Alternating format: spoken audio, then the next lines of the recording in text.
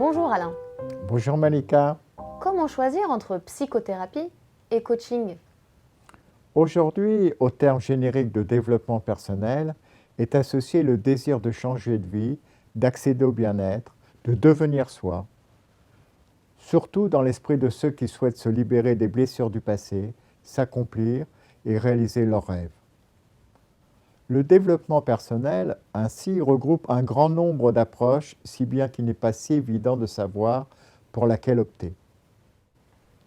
Parmi elles, la psychothérapie et le coaching sont deux formes d'accompagnement éprouvées et reconnues. En fait, Malika, vous le savez, chacune a ses propres objectifs, ses résultats.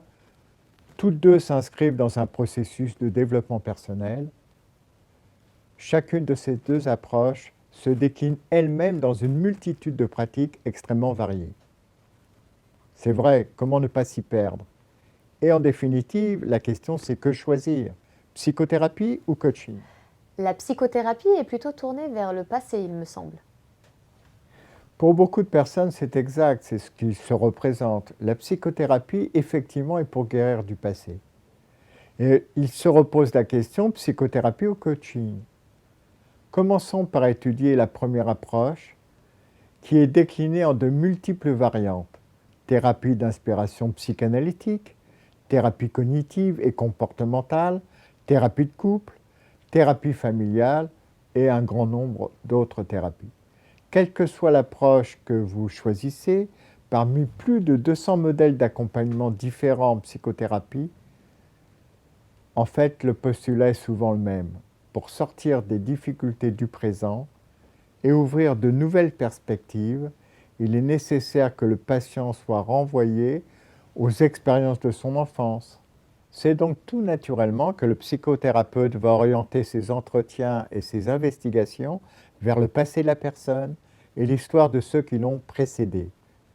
Par un échange verbal et des pratiques spécifiques, le psychothérapeute va chercher à partir de quels événements, pourquoi et comment se sont installés des troubles psychiques, des troubles du comportement, des troubles psychosomatiques. Tout ceci dans le but de soulager son patient et de l'aider à se libérer de ses souffrances et de ce qui entrave sa vie. Il me semble que le coaching concerne ceux qui veulent développer leurs capacités et aller de l'avant. C'est vrai.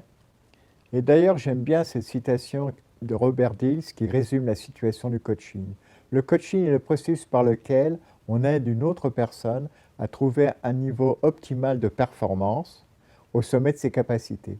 Il s'agit de faire émerger les atouts et les points forts de l'autre et de l'aider à surmonter les résistances et interférences, internes bien évidemment. Il s'agit également de lui faciliter le fonctionnement en tant que membre d'une équipe. Un coach efficace observe le comportement de la personne et lui donne des conseils, l'accompagnant dans un processus d'amélioration dans des contextes et des situations spécifiques.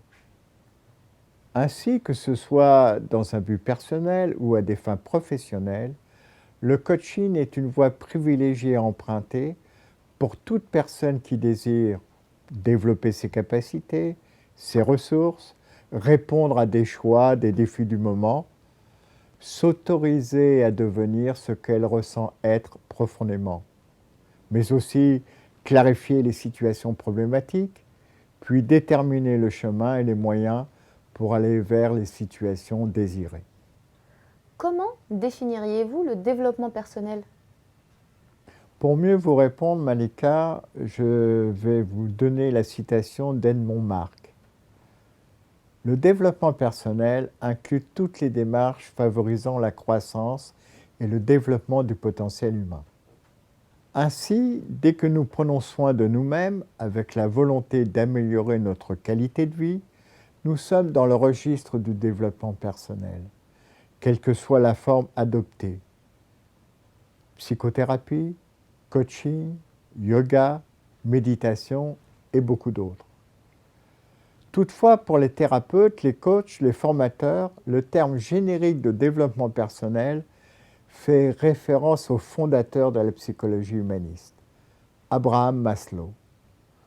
Il est né en 1808, il est mort en 1970.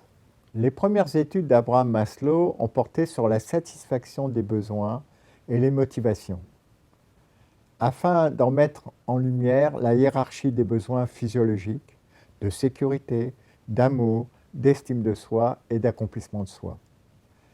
Cette classification en 5 catégories, connues sous le nom de pyramide de Maslow, permet de comprendre l'ensemble des aspirations et des comportements humains. Nous avons les besoins primaires et les besoins de réalisation de soi. Comment définir à quels besoins respectifs répondent les approches de psychothérapie et de coaching? Dans son ouvrage « Se réaliser », Michel Lacroix apporte des éléments de réponse, notamment en exposant la pensée de Maslow. Le socle de la théorie de Maslow est la distinction entre 2 types de besoins psychologiques. Distinction qu'il a traduite de façon imagée dans sa fameuse pyramide des besoins. Les êtres humains, explique-t-il, éprouvent en premier lieu des besoins psychologiques de base.